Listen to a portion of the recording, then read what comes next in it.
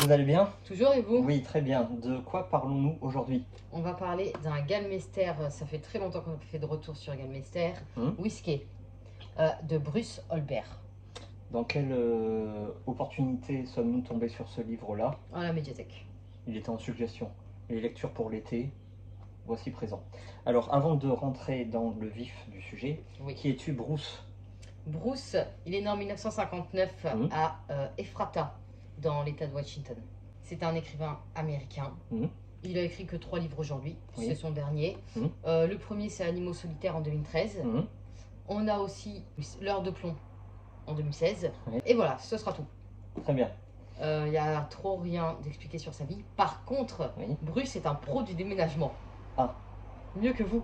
Oh, pourtant, moi j'ai un sacré bagage derrière moi. Devinez combien il a fait de déménagement de 0 à 6 ans. Ah, de 0 à 6 ans? Ouais. Je sais pas, une vingtaine? 23. Ah oui. Voilà, parce que son père, il est employé dans les chantiers. D'accord. Et après, son père a réussi à avoir une place pendant 20 ans. Donc là, voilà. C'est de la fiction.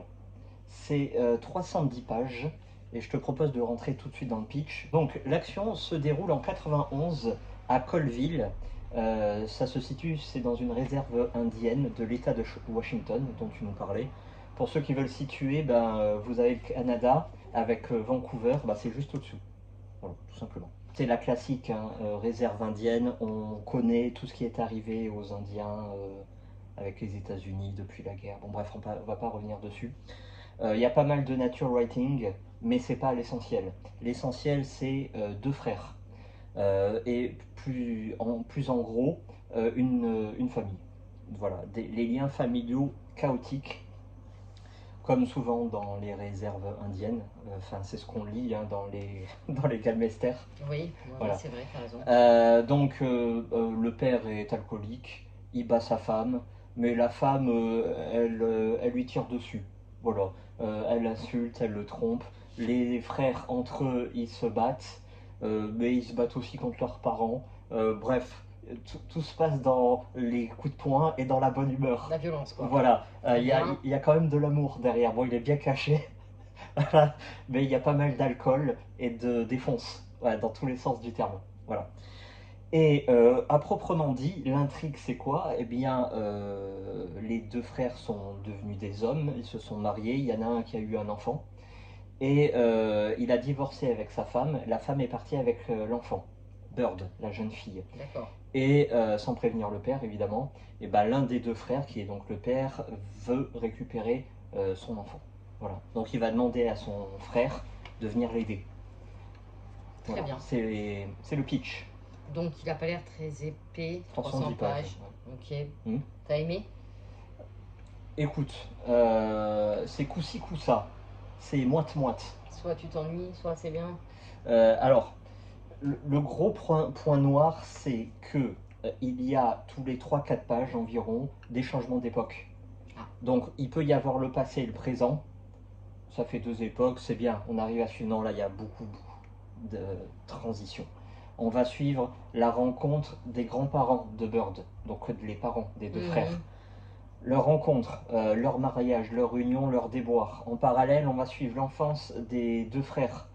L'enfance, l'adolescence, l'état adulte, leur rencontre avec leur femme, leur naissance, enfin la naissance de leur enfant. Et en plus, il va y avoir tous les problèmes inhérents à chaque personnage. Donc ça peut être l'alcoolisme, la perte d'un enfant, la tromperie. Enfin, pas la tromperie, l'adultère. Bon, vous m'avez compris. Oui, oui, oui. Voilà, les problèmes économiques aussi, réserve indienne, à chaque fois, il y a le manque de travail, le chômage, etc., etc. On va pas revenir sur ces thèmes, on a déjà beaucoup parlé. Bref. Et des fois, on est perdu. Donc t'es un peu perdu. Oui. Mais est-ce que au début de chaque chapitre, t'as les dates pour te rappeler à quel moment t'es et qui tu suis d'abord? Oui. Pour avoir une échelle complète, ça va de 54 à 91. 91 étant la situation actuelle, le présent, pour ce bouquin-là. Et les chapitres sont longs? Non, c'est 3-4 pages. Oh. Certains sont un peu plus. Voilà. Ça va. Mais il y a de gros passages qui n'apportent rien au final. Et il y a pas mal d'ennuis. Voilà. La partie la plus intéressante de ce bouquin-là, c'est le dernier tiers. Voilà. Pourquoi? Parce que la situation présente prend enfin le dessus sur ouais, l'histoire. ça devient omniprésent. Voilà. Et c'est là où il y a le plus d'action. Après, une fois qu'on a dit ça, qu'est-ce qui reste? C'est très bien écrit. Ça, il reste la nature writing qui est vraiment là aussi. Ce sont les thèmes qu'on a déjà vus chez Gulmester. Oui, c'est vrai, c'est des thèmes un peu vus et revus, mais qui prend ses enfants, ils vont faire une partie de chasse, ils vont camper, ils regardent les étoiles, ils s'imprègnent de la nature, ils font du cheval, ils posent des pièges, tout ça, ça fait du bien, mais c'est un peu revu et revu. Bon, à savoir que le type, à mon avis, il sait de quoi il parle. Tout ce qui est nature, chasse, pêche, aventure, bon, à mon avis, il est calé sur le sujet. Voilà. Il en reste aussi de très très bons passages où c'est très drôle. Ah, mais c'est pas on sourit, on soupire, on souffle du nez. Non, non, il y a des 2-3 passages, j'étais éclaté de rire. C'est pas de l'humour volontaire, c'est pas de l'humour noir, c'est des situations cocasses. Un petit exemple, il y a les deux frères, ils se battent évidemment, hein, pour pas changer. Il y en a un qui tire à la carabine dans les fesses de son frère. Génial. Voilà. Et 30 secondes après, bah, le frère, avec une pince à épiler, va enlever le plomb des fesses de son frère, tu vois. D'accord. Et arrive une troisième personne. Et c'est là où ça devient vraiment très drôle. Parce qu'il croit que bah, les deux, ils sont en train de faire de coucher ensemble, tu vois. Alors il fait, vous faites quoi là? Et l'autre il fait, non mais calme-toi, on est frères. Et l'autre il fait, ah ouais, non mais là ça devient trop pour moi. Vous faites ça entre frères, c'est vraiment dégueulasse. Bon voilà, tu vois, c'est des quiproquos, des situations cocasses, bon c'est vraiment très drôle. Voilà. Est-ce que l'ennui emporte sur l'écriture et l'humour? C'est du 50-50.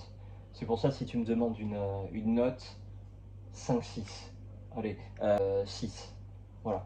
Mais moi, ça m'a donné beaucoup envie de connaître plus profondément Bruce, et notamment le premier que tu as cité, et qui, à ce qui paraît, c'est les retours. Solitaire. Le meilleur. Ah, c'est le meilleur. Qui vaut vraiment le coup. Parce qu'en fait, il en a que 3, donc il doit bien travailler ses livres, je pense, et les 3 chez Galmester. Oui.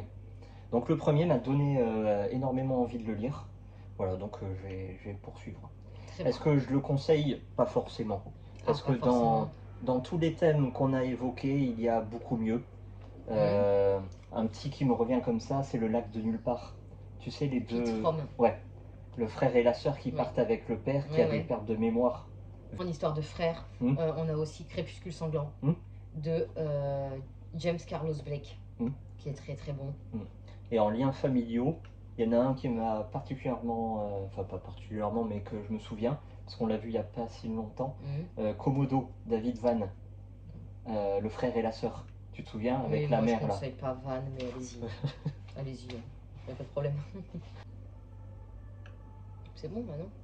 Ah oui, un qui me revient ici, quand on est toujours pareil, la réserve indienne, l'Amérique désenchantée et tout ça, il y a Betty. Ah, Betty, il est la bien. Jeune fille, avec son père et ses frères et sœurs. La photo. Ouais, Betty, il est bien. Betty, il faut le lire. Ouais. Tu lis quoi, toi, en ce moment? Ah, alors, on a voulu changer de genre avec Georges Perec, un classique de la littérature française, L'homme qui dort. Le voilà. Très bien. Donc vraiment, vraiment pas épais. 139 pages sur un type qui se raconte à lui-même son histoire. C'est un type qui ne sait pas vivre, et même qui refuse de vivre. Voilà, il veut rentrer dans l'expectative la plus totale. Oui. Voilà, en gros, il se laisse porter jusqu'à la fin. Parce qu'après tout, la vie, ça vaut pas le coup. Que lis-tu? J'ai eu un petit problème avec le livre qu'on avait emprunté de Jane Austen, Le cœur et la raison. Oui. Donc du coup, j'ai emprunté Orgueil et préjugés de Jane Austen, du coup. Voilà. Donc je suis là-dedans. Très bien. Voilà, je reste sur ma soif de cœur et de la raison. Je vais bien finir par le retrouver. Ouais.